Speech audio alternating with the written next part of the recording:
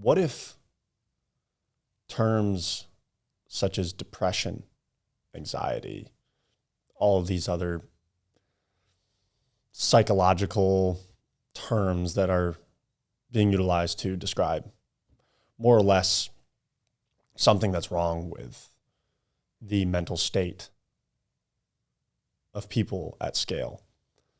What if the root problem is our lack of community? Our lack of social interactions. I believe that what we believe to be the problem is merely the symptoms of the root problem when it comes to people feeling depressed, anxious, etc. The reality, I believe, is that when we are self-isolating at scale, losing our sense of community, losing the stress on the importance of social interaction and engagement with one another, what we are doing is we are relying heavily on ourselves. We are becoming more and more self-dependent or independent. And this is due to an array of different things. The introduction of the internet, we have an ease of access to information, where at one point in time, if I wanted to, let's say, build some raised beds and grow vegetables for myself and my family, I may have gone and sought out the local farmer in our community. And with his years of experience, he would have been able to show me how to do what I was looking to do. Now, well, I don't need help from anyone in a physical sense, in a communal sense. I can simply grab my phone out of my pocket, go on YouTube, and within an hour know how to build raised beds and plant vegetables in them.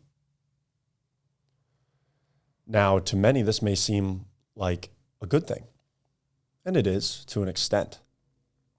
Our ease of access to information enables us to do and access things that we were not always able to do or access at all, let alone in such a quick way or in such an efficient way. And the problem is our primal brains cannot necessarily differentiate isolation and being alone from that of our ancestors. You see, if we look back on our ancestors and we think about when communities were in tribe form, what happened when you were isolated from the tribe, exiled, if you will? Well, the answer is your mind would quite rapidly go into a state of fight or flight, and your days would be numbered. Survival on your own was futile. We needed each other to survive, for protection, for strength, for food, for resources, as well as for information. And what's happening is now in today's day and age, as we start to become more independent in accessing information, we have less of a need for, physical strength on a day-to-day or for survival or defense. And so we almost get caught up in or a lot of us do, get caught up in self-isolation, in removing ourselves slowly from our community because of the fact that we don't feel the necessity in our dependence on our community and the people around us. We can get the information on our phones. We can be in decent shape, decent health. We can go home to our homes or apartments and be safe with a roof over our head and have shelter. We can go to the local grocery store and we can grab some food. We have sustenance. We don't even have to, plant crops or go hunting anymore. And yet our primal brain, what if our primal brain is in a perpetual state of fight or flight due to the fact that we are self-isolating ourselves due to a lack of necessity and codependence on our communities and the people around us and social interaction in today's day and age. And due to that perpetual state of high alertness of fight or flight, it's weighing extra stress on our minds. We feel like something is missing. And yet, when we look around, we have everything that we need, or at least that we thought we needed from a necessity standpoint. So what if the answer or the solution to the root problem in what we're seeing with the mental health status of people today is less so doing positive affirmations and living a healthy lifestyle and thinking positively and meditating, and more about getting back to our communities, interacting with others, forming relationships with other people, being social, and reassuring our primal brain that we are not alone, that we have not been exiled from the tribe. We are not in a state of fight or flight at all times, but rather that we have others that we can depend upon, that we have strength in numbers, that when winter comes, we will have food. I also oftentimes, on the information side of things, I think back to all of, I love that we have an ease of access to information. I would not be doing 80% of what it is that I'm doing as far as my career and entrepreneurial ventures are concerned if I did not have access to the information the way that the internet has granted it to me in my lifetime. However, I do think back to my childhood and moments where my brother and I would be at my grandparents' house and we'd be trying to figure something out or solve a problem or figure out how to do something, learn something new. And my grandparents would bring out encyclopedias and books and dictionaries and what have you, maps sometimes, whatever, depending on what it was that we were trying to learn at the time.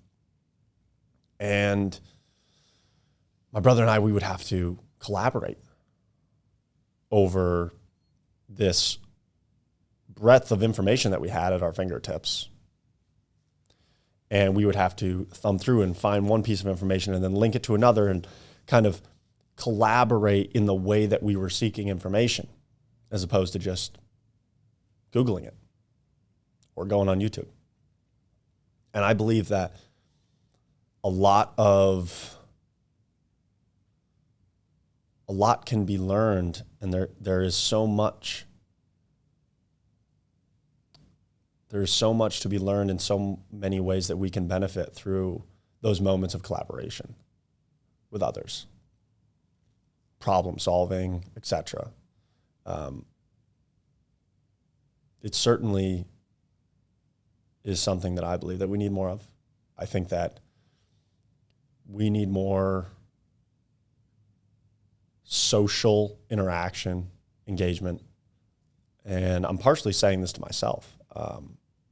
I've been known to self-isolate, especially when I have a very large, demanding task that I am trying to accomplish or goal that I am trying to accomplish.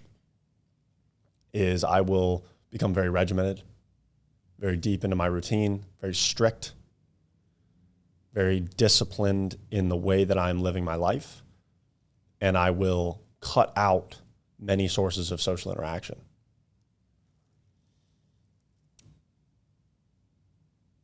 When I think that there are times, I think that there are times for that, but I also think that there's room for us to lean on our fellow man more often, to call upon others to pursue a challenge with us, to pursue a goal with us. And when we succeed, to celebrate amongst each other rather than on our own or selfishly roping other people in to celebrate our own soul successes.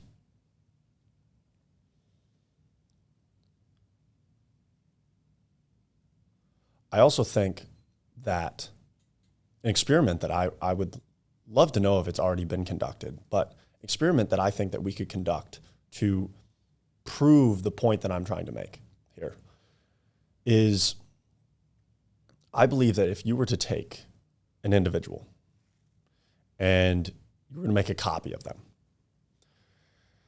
and in one sense, you take that individual and you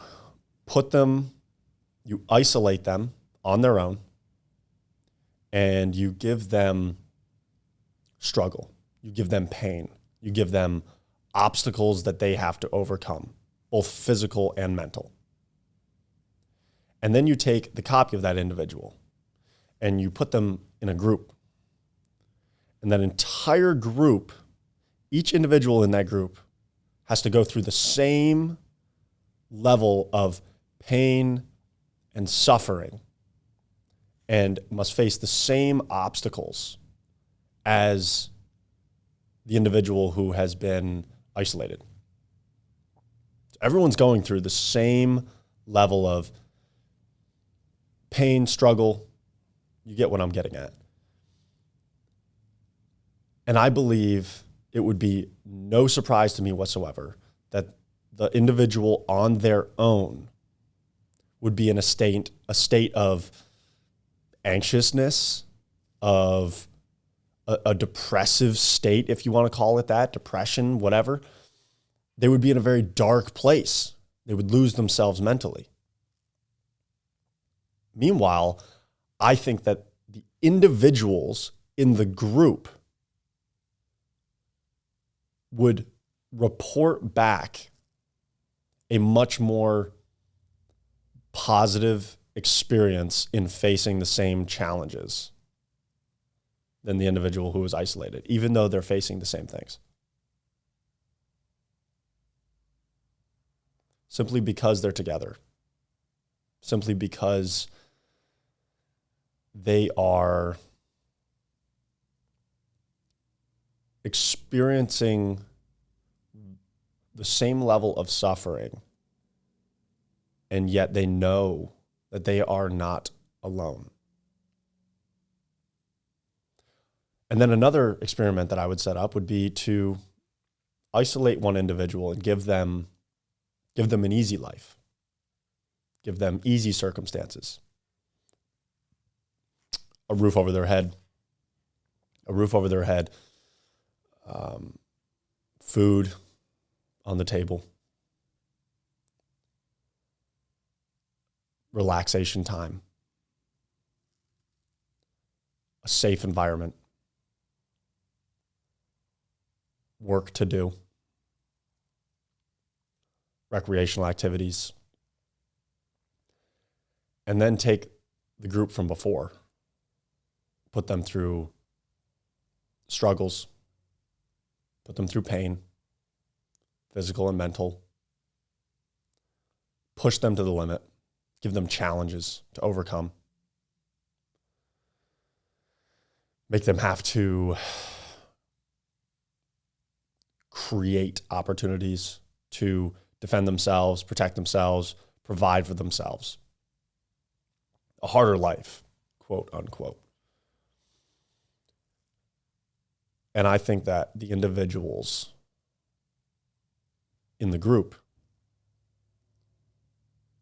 would feel far more meaning and purpose in their lives, and therefore be generally more fulfilled, potentially happier individuals,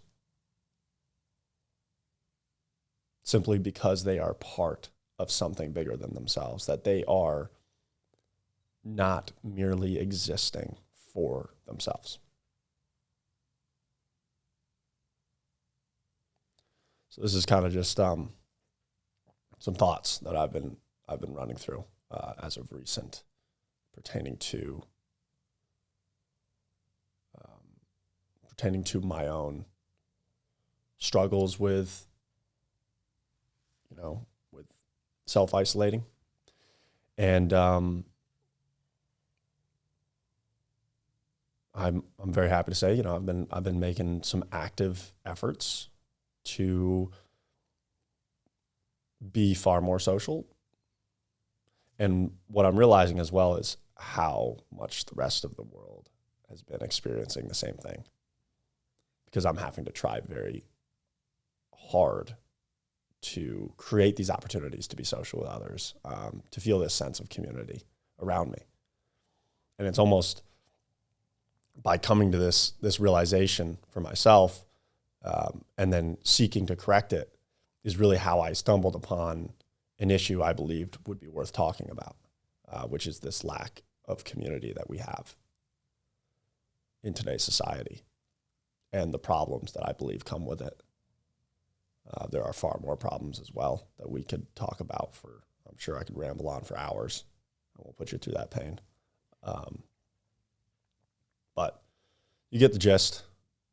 Overall, I really think that we need to start taking steps towards recalibrating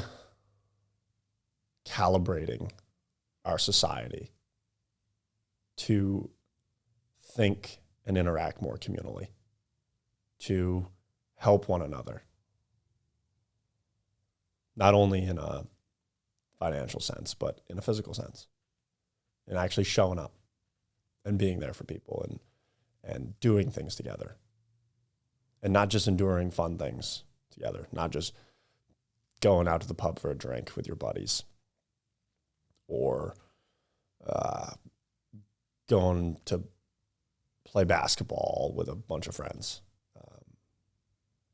but also just showing up together and taking on challenging things that may bring about a level of pain and suffering.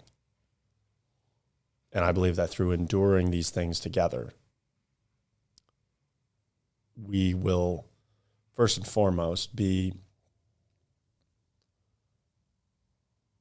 taking steps in the right direction as a society, and we will be creating more meaningful and long-lasting bonds with those around us, and hopefully reestablishing some traditional values within the communities that we are able to form, and more selflessness, healthier habits, and a stronger connection as well, spiritually, for a lot of people. So that's all I have to say today.